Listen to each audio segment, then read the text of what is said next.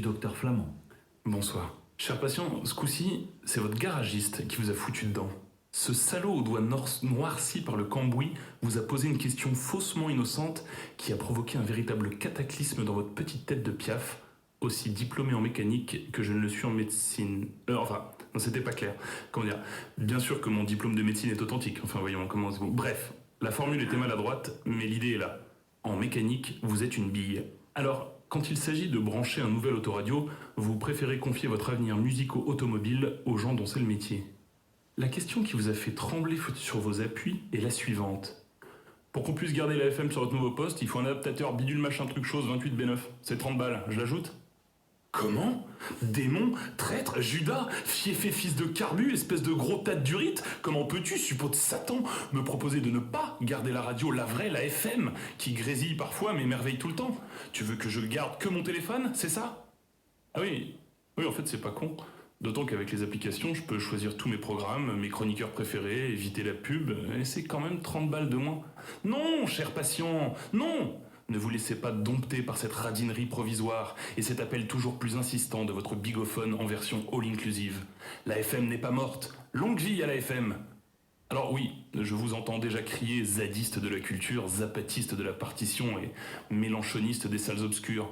Ouais, toutes ces radios pleines de pubs et de musique en kit, biberonnées aux grands groupes de médias financés par des milliardaires qui vous laisseront passer un reportage sur les Charentaises artisanales ou le nouvel album de Drake, mais qui enfermeront dans les oubliettes professionnelles celui qui oserait critiquer Bolloré ou repasser le premier album de Medine, hein? C'est pour ces radios que vous voulez garder la FM? Calmez-vous, cher patient. Malgré mon salaire à 5 chiffres, mon amour de la viande et des pistes de ski à Dubaï, je suis comme vous. Moi aussi, j'aime l'indépendance, surtout quand elle rime avec art et création.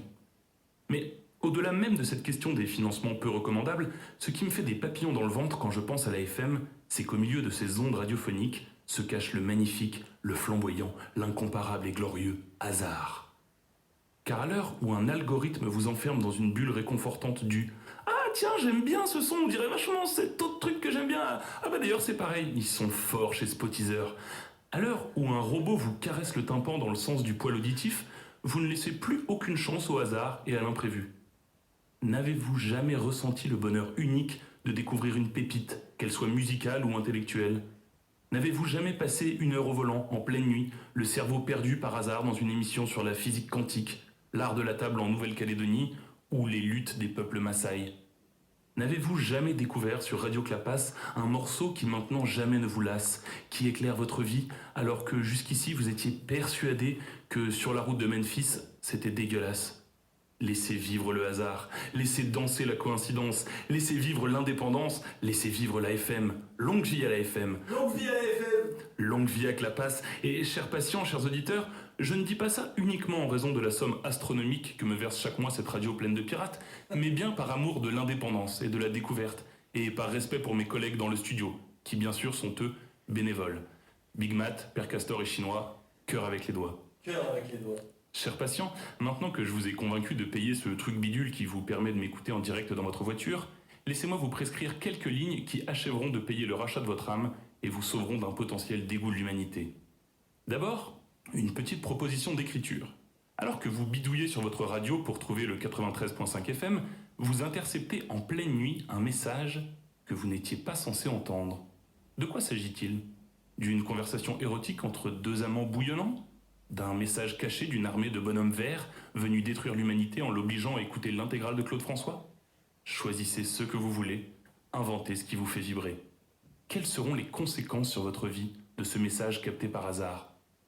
Posologie, ambiance polar, 20 minutes d'écriture, monologue intérieur. Ensuite, un conseil de lecture, un livre que votre docteur préféré vient juste de terminer, Le chameau sauvage de Philippe Jaénada. Le monologue intérieur d'un homme qui ne sait pas réparer un radiateur, mais peut boire du whisky au réveil ou tomber follement amoureux d'une femme croisée dans la rue, sur le papier, ce n'est pas très sexy. Mais si le prix de Flore lui a été remis, ce n'est pas un hasard. Dans un langage incroyablement maîtrisé, avec un humour aussi absurde que grandiose, l'auteur vous entraînera avec lui dans les nuits pluvieuses parisiennes et jusqu'aux rives du Nil, en vous délivrant toute sa sagesse débile et sa légèreté profonde. Chers patients, attention! Ce livre est un chef-d'œuvre.